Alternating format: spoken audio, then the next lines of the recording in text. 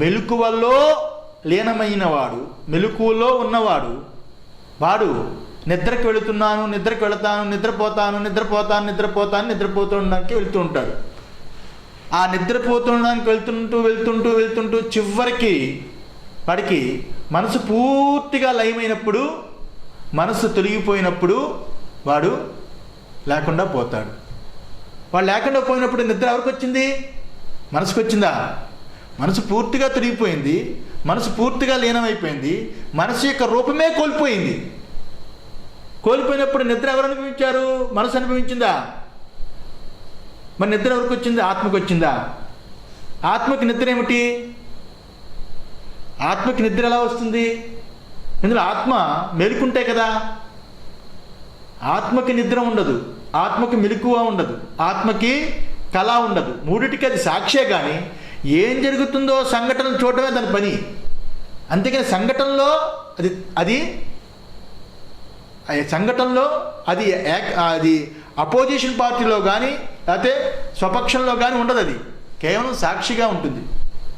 విపక్షంలో కానీ స్వపక్షంలో కానీ ఆత్మ ఉండదు, సాక్షిగా ఉంటుంది.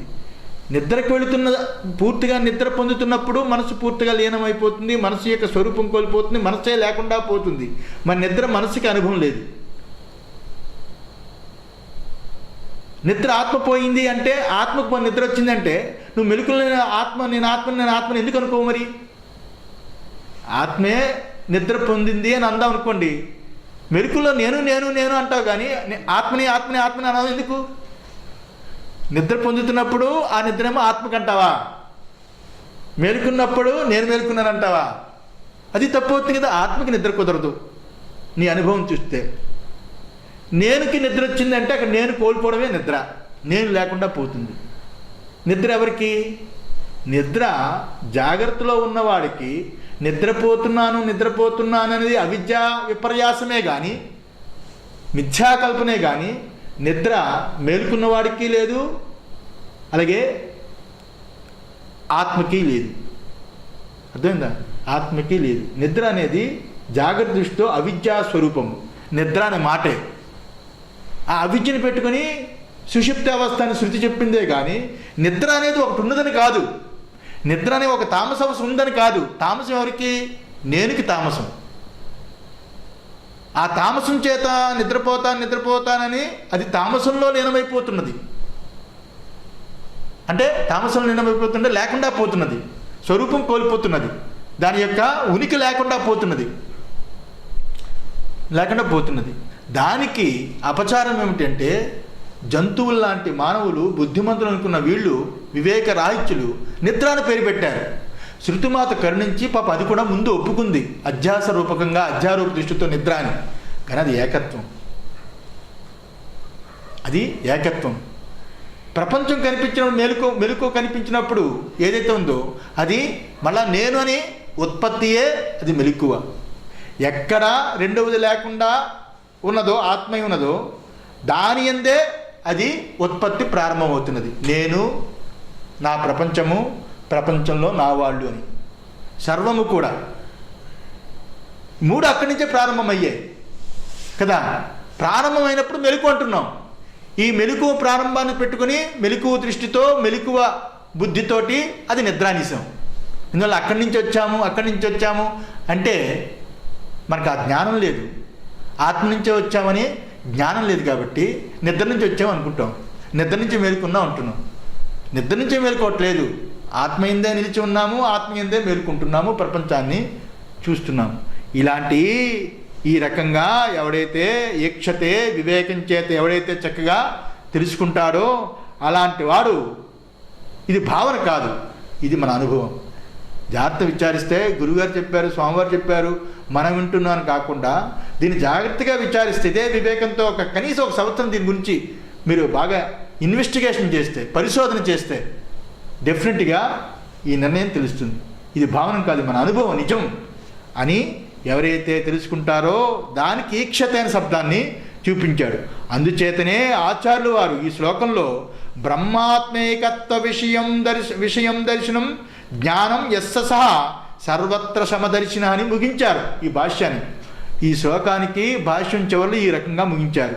ఎవరైతే ఈ బ్రహ్మమే ఆత్మ అని ఈ బ్రహ్మమే ఆత్మని ఎవరికి తెలుస్తుందో, ఈ బ్రహ్మమే ఆత్మ లేక నేను, ఈ బ్రహ్మమే స్వరూపమైన ఆత్మ లేకపోతే నేను అని ఈ రకంగా ఈ బ్రహ్మమే అయ్యున్నాను, ఇదే ఆత్మ, ఈ బ్రహ్మమే ఆత్మ, అదే నేను అయ్యున్నాను అని, ఈ బ్రహ్మమే నేను అయ్యున్నానని ఎవరైతే చక్కగా ఈ విషయాన్ని అనుభవపూర్వకంగా దీన్ని ఈ జ్ఞానాన్ని ఎవడైతే తెలుసుకుంటాడో, ఈ జ్ఞానం అంటే ఎరుక, ఈ తెలివిని ఈ జ్ఞానాన్ని ఎవడైతే చక్కగా తెలుసుకుంటాడో అతడే అన్ని చోట్ల సమ్యక్ దర్శనాన్ని కలిగినవాడు అని ఇక్కడ రాశారు. అంతే కదా, అక్కడ రాశారు.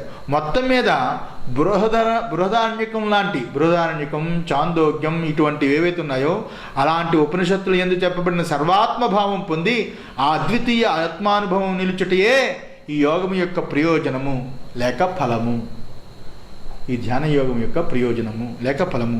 ఇలా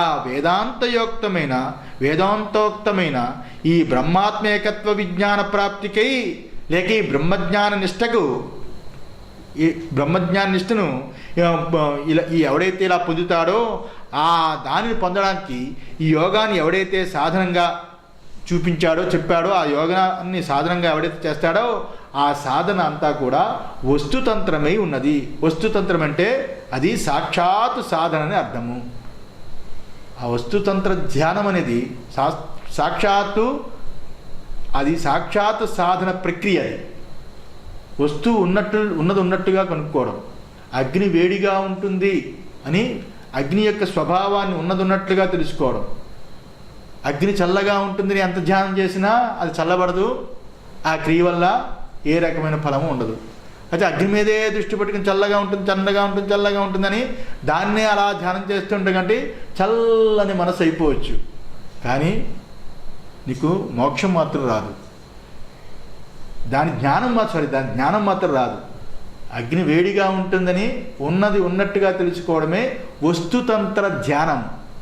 అలాంటి ఆత్మ యొక్క స్వరూపం అసంగుడు, చిన్మాత్రుడు, సర్వవ్యాపకుడు, అదే నేనయ్యున్నాను, ఆ నేనే సర్వము అయ్యున్నది అని ఏదైతే ఉన్నదో ఆ శ్రవణ మననాల చేత తెలుసుకునే దాన్ని నిధిధ్యాసన చేయడమే వస్తుతంత్ర ధ్యానమే ఉన్నది.